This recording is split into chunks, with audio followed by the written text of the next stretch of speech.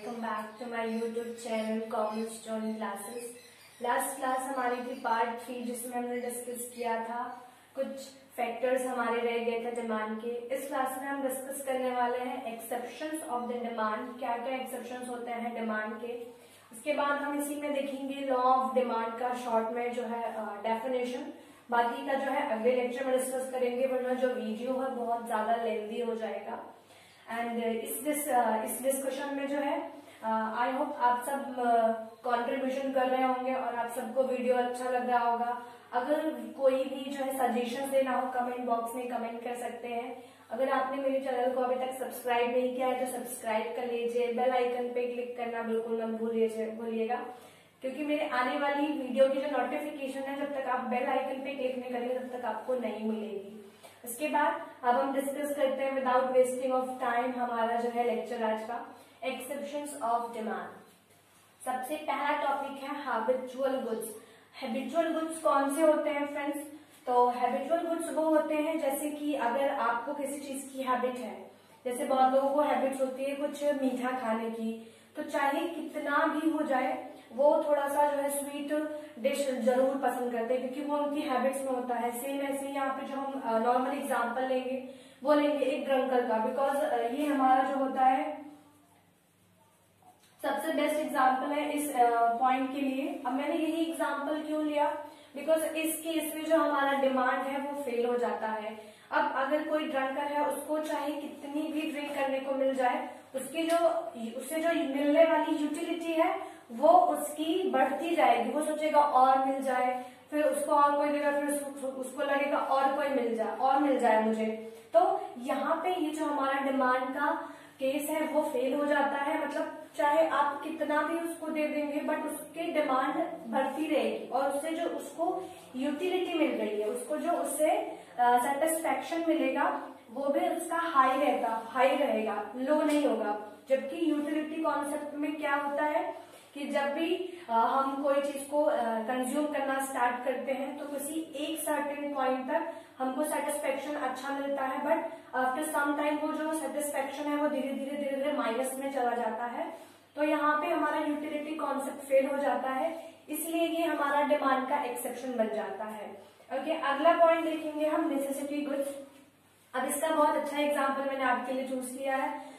Necessity goods में क्या आते हैं? सॉल्ट आता है, शुगर आता है, और क्या आते हैं आपकी मेडिसिन आ जाते हैं। अब लेट्स सपोज करिए कि कोई पर्सन है, उसकी इनकम थी ना 10,000 रुपीज। लेट्स से हमने एग्जांपल लिया, उसकी जो इनकम थी वो 10,000 थी। कुछ टाइम बाद उसका प्रमोशन हो गया, अब उसकी इनकम हो गई है 20,000 रुपीज। तो अब वो ये थोड़ी कहेगा कि नहीं अब मैं जो है ना सब्जी में 1 चम्मच नमक की जगह 2 चम्मच नमक डालूंगा। क्यों वो ऐसा नहीं कहेगा? बिकॉज नेसेसिटी गुड्स की जो हमारी डिमांड होती है वो कांस्टेंट रहती है हमेशा। तो आप यहाँ पे लिख सकते हैं कि जो डिमांड होती है यहाँ पे भी कांस्टेंट होती है। चाहे हमारी इनकम बढ़े चाहे हमारी इनकम कम हो, उसका बिल्कुल भी इम्पैक्ट नेसेसिटी गुड्स पे देखने को नहीं मिलता है। इसीलिए तो ये हमारा डिमांड का एक्सेप्शन बन जाते हैं। उसके बाद बात करेंगे लग्जीरियस गुड्स की। अब लग्जीरियस गुड्स कौन से होते हैं? मार्केट में कोई नया फोन आया जिसको अंदर से ये रहता है कि हाँ जैसे ही मार्केट में कोई नया फोन लॉन्च होगा या जैसे ही मार्केट में कोई नया ड्रेस लॉन्च होगा, कोई स्लीपर्स लॉन्च होंगे, फटाफट वो जो है पर्सन जिसके अंदर मतलब रहता है कि हाँ अगर मार्केट में कोई प्रोडक्ट आएगा इस ब्रांड का या इस क्वालिटी का, सबसे पहले मैं ही परचेस करूंगा। उसके लिए प्राइजेस बिल्कुल भी जो है मैटर नहीं करता है। प्राइजेस चाहे हाई हो, प्राइजेस चाहे लो हो। जैसे इसका बेस्ट एग्जांपल है एप्पल का फोन। जैसे ही मार्केट में एप्पल का फोन लॉन्च होता है, जिसको लग्जीरियस गुड्स में वो एप्पल का फोन पसंद है, उसके लिए प्राइसेस बिल्कुल मैटर नहीं करते हैं। वो फटाफट जाता है और उस गुड्स को परचेस कर लेता है। क्यों? क्योंकि वो अपनी प्रेस्टीज दिखाना चाहता है। वो उस फोन को बस इसलिए रखा है ताकि वो अपने स्टेटस को जो है शो कर सके। वो एक स्टेटस सिंबल का जो है टाइम बोल सकते हैं काम कर रहा है यहाँ पे।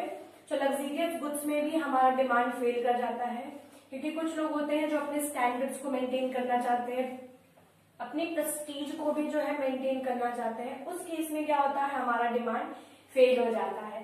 लास्ट में हमारा जो है वो है नॉर्मल गुड्स। नॉर्मल गुड्स में क्या क्या आता है इसका एग्जांपल देखते हैं। छोटा सा एग्जांपल है इसके लिए एग्जांपल समझिए कि आप नॉर्मल क्या यूज करते हैं। आपको पर डे जो है मान लीजिए आपको फूडिंग में चाहिए, उसके बाद आपको कुछ स्वीट में भी चाहिए, तो ये आपके नॉर्मल गुड्स आते हैं। आपके सॉल्ट तो वैसे नेसेसिटी में आ गया। नॉर्मल गुड्स में हमारा जो नॉर्मल गुड्स आ जाते हैं, जैसे कि आपको स्टेशनरी चाहिए, वो सब हमारे नॉर्मल गुड्स में आ गए। अगर आपका जो है आपकी पॉकेट में मनी नहीं भी है, तब भी आप कहीं ना कहीं से अरेंज करके उसको जो है अवेल करा लेंगे, बिकॉज वो आपके लिए जरूरी है, वो आपके नॉर्मल गुड्स में आता है। तो इस केस में भी जो अगर प्राइसेस हाई हो गई, प्राइसेस अगर हाई हो गई, अब अगर 2 रुपए का पेन 3 रुपए में मिलने लगेगा, तो वो थोड़ी ना बोलेगा नहीं मैं आज तो पढ़ना ही छोड़ दूंगा, ऐसा नहीं बोलेगा, बिकॉज उसके लिए वो जरूरी है और उसके प्राइसेस चाहे हाई हो जाए चाहे लो हो जाए, ठीक है, वो उस पर इन्वेस्टमेंट करेगा, उसको जो है परचेस करेगा ही। तो नॉर्मल गुड्स भी हमारे जो है डिमांड का एक्सेप्शन बन जाते हैं। आने वाले लेक्चर्स में मैं आपको इसके जो है छोटे से जो है एक चार्ट में आपको इसका बना के दे दूंगी, ताकि क्योंकि पेपर पॉइंट ऑफ व्यू से ये जो सारे मैंने पॉइंट्स आपको डिस्कस किए हैं, ये एग्जाम पॉइंट ऑफ व्यू से बहुत इंपॉर्टेंट है फ्रेंड्स। मैंने इसलिए यहाँ पे इसको डिस्कस किया और इसके पॉइंट्स भी मैं बता दूंगी कि किसमें ज्यादा इलास्टिक होता है, किसमें लेस इलास्टिक होता है, ठीक है। तो वो आपको थोड़ा सा रटना पड़ेगा, क्योंकि यहाँ से डायरेक्ट क्वेश्चन आए थे, इस बार खुद जो है यहाँ से डायरेक्ट क्वेश्चन आए हैं एग्जाम में, ठीक है। उसके बाद अगला टॉपिक हमारा जो मोस्ट इंपॉर्टेंट टॉपिक है वो है लॉ ऑफ डिमांड। अब हम बात करेंगे लॉ ऑफ डिमांड की। आप लोग तब तक इसको एक बार नोट कर सकते हैं, मैं थोड़ा सा जो है आपको टाइम दे देती हूँ, 1 मिनट का। आपको स्क्रीनशॉट लेना हो स्क्रीनशॉट ले सकते हैं, ठीक है। उसके बाद हम मूव करेंगे लॉ ऑफ डिमांड पे। तो अब हम बात करेंगे लॉ ऑफ डिमांड की। सबसे पहले हम मीनिंग देखेंगे लॉ ऑफ डिमांड का, मीनिंग क्या होता है एक्चुअली में। सो लॉ ऑफ डिमांड को पढ़ने से पहले जब भी आप किसी लॉ को पढ़ते हो, ठीक है, तो अभी हम यहाँ पे डिमांड का लॉ पढ़ रहे हैं, तो ये एक सिस्टमैटिक होता है, ठीक है। ये इसका प्रैक्टिकल यूज भी है, तो ये सिस्टमैटिक रहता है, ये कभी जो है चेंज नहीं होता है, बट हाँ इसका प्रैक्टिकल एप्लीकेशन आपको देखने को मिल जाएगा आपकी खुद की लाइफ में। तो अगर हम बात करें लॉ ऑफ डिमांड की, तो ये मैंने जो आपको सबसे पहला पॉइंट आपको नोट करना है, ये होता है क्वांटिटेटिव। अब मैंने यहाँ पे ये सब पॉइंट्स आपको लिख के इसलिए दे रखे हैं क्योंकि यहाँ से क्वेश्चंस पूछते हैं कि लॉ ऑफ डिमांड आपका क्वांटिटेटिव नेचर का होता है कि आपका क्वालिटेटिव नेचर का होता है। सो लॉ ऑफ डिमांड क्या होता है, हमारा क्वांटिटेटिव नेचर का होता है। नेक्स्ट, इसका बेसिक अजम्पशन, ये बिल्कुल मोस्ट इंपॉर्टेंट, हाईलाइट कर लीजिएगा, यहाँ पे स्टार मार्क कर लीजिए बल्कि आप लोग, ताकि भूले ना बिल्कुल भी। यहाँ से क्वेश्चंस डायरेक्ट आते हैं और कई बार जो है बहुत लोग मिस्टेक कर देते हैं, उनको पता ही नहीं रहता है कि एक्चुअली में लॉ ऑफ डिमांड का अजम्पशन क्या है, क्योंकि बुक में भी किसी मेंशन नहीं रहता है कि एक्चुअली में क्या है, बट इनडायरेक्टली बुक में भी मेंशन है, बट एक जो एग्जैक्टली होता है वो नहीं मेंशन होता। तो हमारी कई बार होता है कि हम वहां तक नहीं देख पाते हैं और एग्जाम में हमारे यहाँ से क्वेश्चन गलत हो जाता है। तो अगर आपसे पूछा जाएगा what is the basic assumptions of law of demand, तो आंसर आपको होना चाहिए सेट्रिस पैरेबल्स। अभी सेट्रिस पैरेबल्स क्या होता है बहुत लोग को नहीं पता होगा, बहुत लोग को पता होगा, बिकॉज मुझे सबको लेके चलना है, तो जिसको पता है उसका रिवाइज हो जाएगा, जिसको नहीं पता है उसको पता चल जाएगा। तो सेट्रिस पैरेबल्स का मतलब होता है अदर थिंग्स बीइंग कांस्टेंट।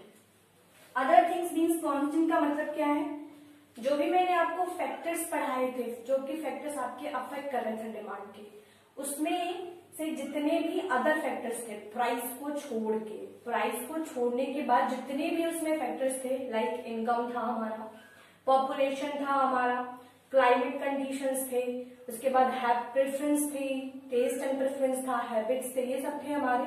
तो वो सारे चीजों को जब हम छोड़ देते हैं, सिर्फ जब हम प्राइस की बात करते हैं कि किसी भी क्वांटिटी की जो डिमांड है वो प्राइस के इंक्रीज होने से कितनी इंक्रीज या कितनी डिक्रीज हो रही है, तब हम बात करते हैं लॉ ऑफ डिमांड की। सो लॉ ऑफ डिमांड में अजम्पशन क्या होता है, सेट्रिस पैरेबल्स, और इसका मीनिंग क्या होता है, अदर थिंग्स बीइंग कांस्टेंट। ये आपको रटना पड़ेगा, बिकॉज ये कई बार पूछा जाता है एग्जाम में और हम गलत करके आ जाते हैं। सो सेट्रिस पैरेबल्स का मतलब होता है अदर थिंग्स बीइंग कांस्टेंट। अब मैंने यहाँ पे छोटा सा आपको डायग्राम में बता रखा है प्राइस एंड क्यूडी। क्यूडी मतलब है हमारा क्वांटिटी डिमांड, ठीक है। So price and quantity demand में ही रिलेशन हम पढ़ते हैं जब भी हम लॉ ऑफ डिमांड की बात करते हैं। आगे इलास्टिसिटी ऑफ डिमांड आएगा, जिसमें हम आपको जो है डायग्राम के थ्रू बताएंगे सो अभी यहाँ पे ध्यान देते हैं प्राइस एंड क्वांटिटी डिमांड। जो भी आप लॉ ऑफ डिमांड में क्वेश्चंस देखोगे वो प्राइस एंड क्वांटिटी डिमांड के ही बीच में रहेगा। ठीक है, अब लॉ ऑफ डिमांड का मीनिंग क्या होता है वो देख लेते हैं। ठीक है, तो inverse relation between price and quantity demanded. ठीक है, अब मैंने ये क्यों लिखा इनवर्स रिलेशन, तो इनवर्स रिलेशन मैंने यहाँ पे फ्रेंड्स इसलिए लिखा है कि जो आप लॉ ऑफ डिमांड पढ़ते हो वहां पे जो आपको रिलेशन दिखाई देगा प्राइस में और क्वांटिटी डिमांड में वो उल्टा होता है, इनवर्स होता है। मतलब प्राइस अगर किसी प्रोडक्ट की इंक्रीज होगी, लेट्स से ये एक प्रोडक्ट है, अब इसकी प्राइस है 5 रुपीज। अब इस पर्सन को सपोज करिए ये जो है प्रोडक्ट को बाय करना है, तो इसके पास 5 रुपीज है तो ये तो खरीद सकता है। बट अगर इसी प्रोडक्ट की प्राइस इंक्रीज होके 10 रुपीज हो जाए तो अब ये नहीं कर सकता, अभी डिमांड कम करेगा। जैसे आप लोग भी होते हैं कि किसी चीज की डिमांड बहुत ज्यादा करते हैं। ठीक है, अगर मार्केट में हम वेजिटेबल्स का बेस्ट एग्जांपल होता है, वेजिटेबल्स का एग्जांपल लेते हैं तो लोग टमाटो, अनियन ये सब ज्यादा यूज करते हैं कब, जब उनकी प्राइसेस होती हैं लो। लेकिन जैसे ही प्राइसेस हाई होती है वैसे ही जो पब्लिक होती है वो धीरे धीरे डिमांड अपनी जो है क्या करती है इंक्रीज करती है। आप सोचते हैं कि नहीं आज अगर प्याज नहीं भी डालेंगे तब भी सब्जी बना लेंगे। ठीक है, बट कुछ प्रोडक्ट ऐसे होते हैं जिनकी आप डिमांड करते ही हैं। ठीक है, लेकिन यहाँ पर मुझे समझाना है इनवर्स रिलेशन, तो इसके लिए मैंने ये एग्जाम्पल लिया आपके पास ताकि आपको समझ में आ सके कि बेस्ट एग्जाम्पल हमारा वेजिटेबल्स का होता है कि जैसे ही मार्केट में प्राइस उनकी इंक्रीज हो जाती है हम अपने डिमांड को थोड़ा सा कम कर देते हैं। भले हमने पूरा ही कम किया बट हमने वहां पे क्या किया, जैसे ही प्राइसेस हाई हुई वैसे ही हमारी डिमांड क्या हो गई, कम हो गई। तो ये है हमारा लॉ ऑफ डिमांड। आने वाले लेक्चर्स में हम इसको डिटेल में डिस्कशन करेंगे, तो आने वाले लेक्चर्स को बिल्कुल भी मिस मत करिएगा। और मेरे चैनल को अगर अब तक आपने सब्सक्राइब नहीं किया है तो सब्सक्राइब कर लीजिएगा, बेल आइकन पे क्लिक कर दीजिएगा, लाइक करिएगा, कमेंट करिएगा कि आने वाले लेक्चर्स आपको किस टॉपिक पे चाहिए। मैं आने वाले लेक्चर्स को उसी टॉपिक पे जो है बनाऊंगी। और अगर कोई सजेशंस देना हो तो आप मुझे कमेंट बॉक्स में बता सकते हैं। वीडियो अच्छा लगा हो तो चैनल को जरूर सब्सक्राइब करिएगा। Thank you so much.